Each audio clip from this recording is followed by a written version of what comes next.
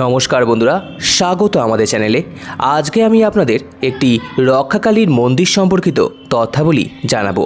সম্পূর্ণ তথ্যটি বিশিষ্ট লেখক শ্যামসুন্দর দত্তের লেখা কৃষ্ণপুর বারোয়ারিতলার রক্ষাকালীর মাহাত্ম্য সম্পর্কিত তথ্যাবলী। আপনাদের কাছে অনুরোধ, ভিডিওটি আপনারা সম্পূর্ণ দেখুন। আমাদের এই বাংলায় গ্রামে গঞ্জে শহরে বিভিন্ন অঞ্চলে বহু কালী মন্দির ও বারোয়ারিতলা রয়েছে, যেখানে দেবদেবীর পুজো ও আরাধনা করা হয়। বারোয়ারিতলা বলতে একটি সার্বজনীন বা সম্মিলিতভাবে আয়োজিত পুজোর স্থানকে বোঝায়, যা মূলত এই অঞ্চলের বাসিন্দাদের সম্মিলিত উদ্যোগে অনুষ্ঠিত হয় দেবদেবীর পুজো। আমাদের এই বাংলায় প্রাচীন যুগ থেকেই বিভিন্ন অঞ্চলে এবং বিভিন্ন স্থানে দেবদেবীর যে আরাধনা করা হয়, আমাদের অনেকের কাছেই তা অজানা। মা রক্ষাকালী আদিশক্তির একটি রূপ, যিনি কৃষ্ণপুর পশ্চিমপাড়া বারোয়ারি পুজো মণ্ডপে আনুমানিক 200 বছর ধরে মা রক্ষাকালী রূপে পূজিতা হয়ে আসছেন। পুজোটি ঠিক কবে শুরু হয়েছিল তা বলা যায় না, তবে অনুমান করা যায় 200 বছরেরও বেশি সময় ধরে এই পুজো হয়ে আসছে। এই কালীকে ঘিরে রয়েছে এক মর্মান্তিক ইতিহাস। নদিয়া চূর্ণী নদীর তীরে জনপদ কৃষ্ণপুর ও শিবনিবাস নানা কারণেই ইতিহাসে প্রায় 250 বছর আগেকার কথা, যখন রাজা কৃষ্ণচন্দ্র বর্গী আক্রমণ থেকে রক্ষা পেতে চূর্ণী নদীর তীরে শিবনিবাস গ্রামে গুপ্তরাজপুরী স্থানান্তরিত করেন কৃষ্ণনগর থেকে শিবনিবাসে।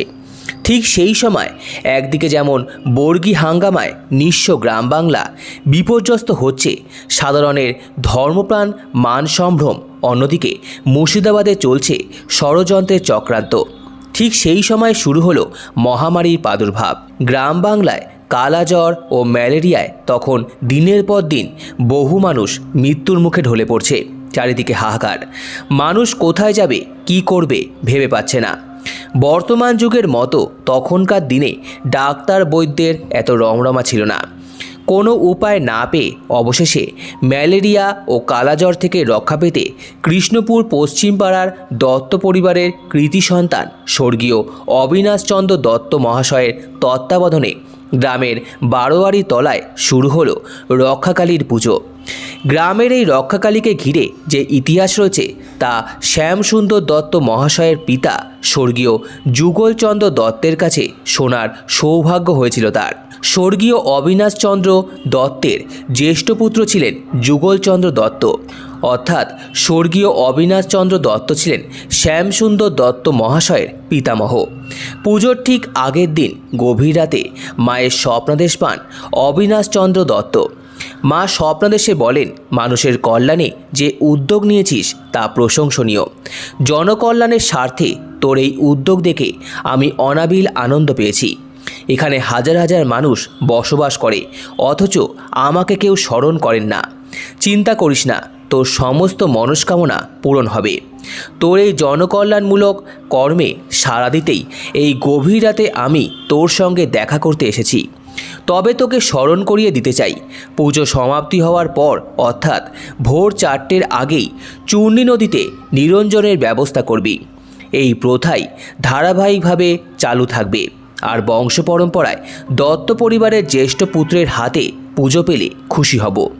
সেই থেকেই ধারাবাহিকভাবে স্বর্গীয় অবিনাশচন্দ্র দত্তের বংশভূত 4 পুরুষ ধরে পরিবারের জ্যেষ্ঠ পুত্রদের তত্ত্বাবধানে এই রীতিনীতি মেনে আজও পুজো হয়ে চলেছে। যুগল দত্তের পরবর্তী প্রজন্ম সুনীল কুমার দত্তের মৃত্যুর পর বর্তমানে তার পুত্র ভীমচন্দ্র দত্ত এই পুজোর আয়োজন করে চলেছে। বর্তমানে এই পুজোর পৌরোহিত্য করছেন নিত্যগোপাল চক্রবর্তী। মাঝে 1 বছর ভীমচন্দ্র অসুস্থ থাকার কারণে পুজোর হাল ধরেন ভীমচন্দ্রের ভাই ভাস্কর দত্ত। প্রতি বছর অগ্রহায়ণ মাসের শুক্লপক্ষের প্রথম মঙ্গলবারে এই পুজো অনুষ্ঠিত হয়। গ্রামের প্রতিটি মানুষ এই পুজোয় অংশগ্রহণ করে থাকেন। গ্রামের মানুষের বিশ্বাস, গ্রামের প্রতিটি পরিবারকে মা রক্ষাকালী তাদের সমস্ত বিপদ থেকে রক্ষা করেন, তাদের মনস্কামনা পূরণ করেন। সত্যি এটি একটি বিস্ময়কর ঘটনা। মা রক্ষাকালীর আগমনের পর আজ পর্যন্ত গ্রামে কোনো রকম মারাত্মক রোগের প্রাদুর্ভাব হতে শোনা যায়নি। এমনকি করোনা ভাইরাস মহামারীতেও গ্রামের কোনো মানুষ আক্রান্ত হননি। জয় মা রক্ষাকালী। রক্ষাকালী মায়ের মাহাত্ম্য শুনে ভালো লাগলে চ্যানেলটিকে অবশ্যই সাবস্ক্রাইব করার জন্য অনুরোধ রইল। সম্পূর্ণ ভিডিওটি দেখার জন্য আপনাদের সকলকে অসংখ্য ধন্যবাদ। ভিডিওটি ভালো লেগে থাকলে লাইক, কমেন্ট, শেয়ার এবং চ্যানেলটিকে অবশ্যই সাবস্ক্রাইব করুন। ধন্যবাদ।